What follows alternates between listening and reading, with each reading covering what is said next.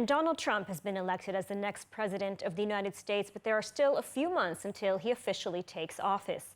In the meantime, the Biden-Harris administration is taking this time to threaten Israel with a suspension of weapons aid over the humanitarian situation in Gaza.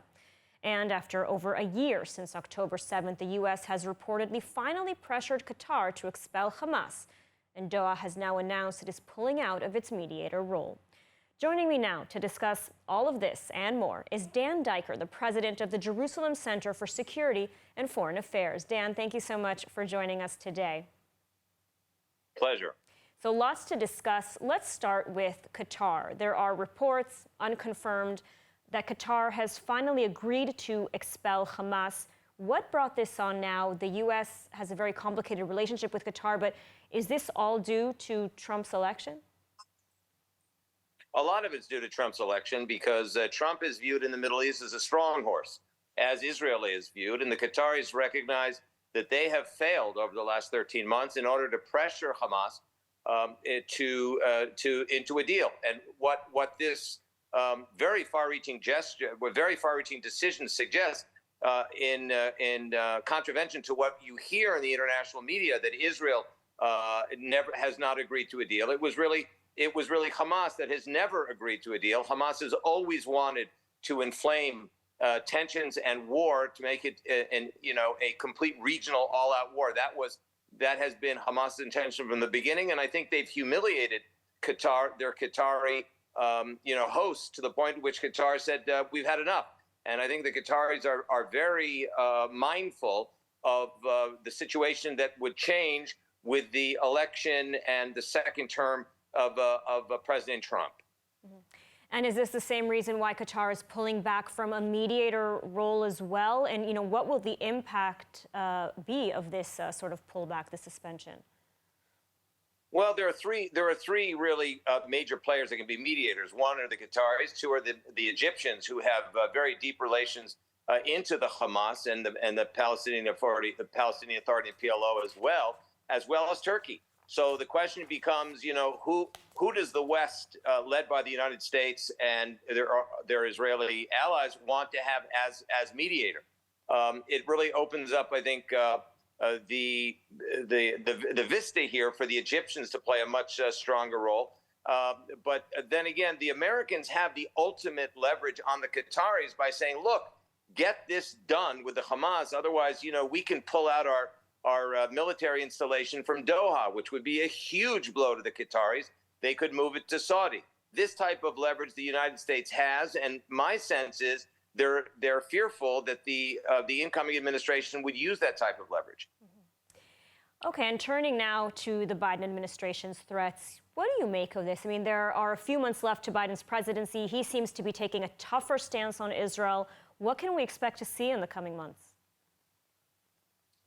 We remember unpleasantly the final 2 months of the second Obama administration, where their parting gift, if you will, was a refusal to veto a very problematic and even fraudulent resolution that called Israeli settlements illegal, which is ridiculous because it contravenes the founding charter of the United Nations. Having said that, we see that clearly President Biden going out with great frustration.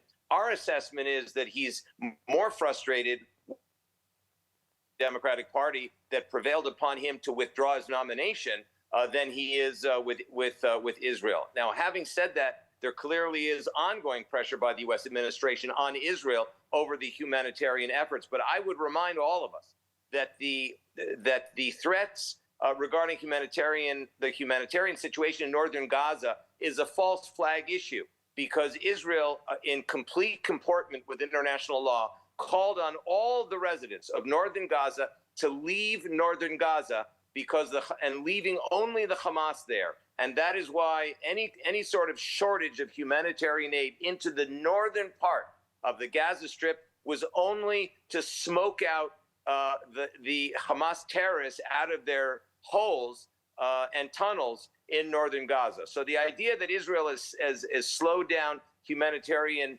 aid to the northern part of the Gaza Strip is in total comportment with international law. And, you know, President-elect Trump has so far remained quiet on these developments, but he announced today that he would not be bringing in Mike Pompeo or Nikki Haley into his second administration. I want to hear your thoughts about this. Is this a sign that he may not pursue as much of a pro-Israel policy this time around? That's a very good question, and we don't know the answer yet. It was somewhat as a surprise to see from an incoming president who he would not have been joining the administration. In fact, I don't remember a U.S. president announcing who would not be joining the administration, as opposed to who might be joining the administration or who would be joining the administration. But clearly, the platforming and suggestion that Mark Rubio might be the Secretary of State was a very positive thing. Senator Rubio is a very dear friend of the Jews and the State of Israel. We simply don't know who the working team will be. We do know that Jason Greenblatt, who has been a fellow at the Jerusalem Center for Security and Foreign Affairs, as well as Ambassador David Friedman, are very, very good friends and trusted confidants of President Trump. And it really remains to be seen who will staff, his national security team, the White House team, and what will happen at state. All right. Well, Dan Diker, thank you so much for your analysis today. Thank you all.